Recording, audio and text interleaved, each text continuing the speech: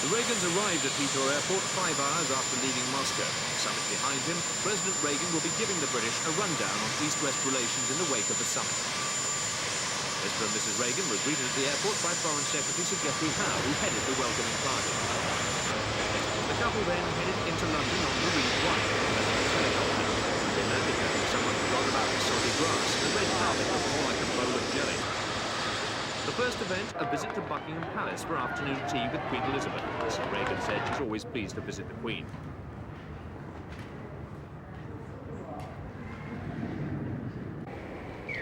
The President then called at number 10 Downing Street to brief Prime Minister Thatcher on the summit she's already called a success.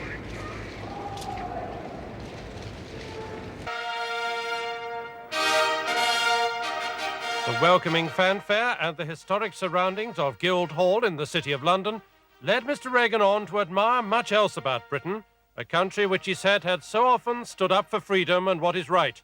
And that, said the President, had been his guiding policy in dealing with the Soviet Union. Quite possibly, we're beginning to take down the barriers of the post-war era. Quite possibly, we're entering a new era in history, a time of lasting change in the Soviet Union. We will have to see.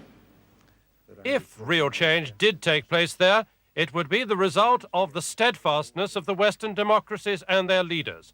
Preeminent among them was Mrs. Thatcher, who, Mr. Reagan said, had never sacrificed her anti-communist credentials. Prime Minister, the achievements of the Moscow summit, as well as the Geneva and Washington summits, say much about your valor and strength, and by virtue of the office you hold, that of the British people. So let me say simply, at this hour in history, Prime Minister, the entire world salutes you and your gallant people and gallant nation.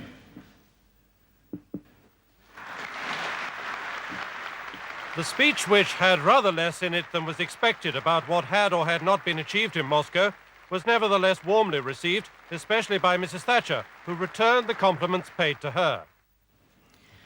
You, Mr. President, have successfully negotiated the first reductions in nuclear weapons.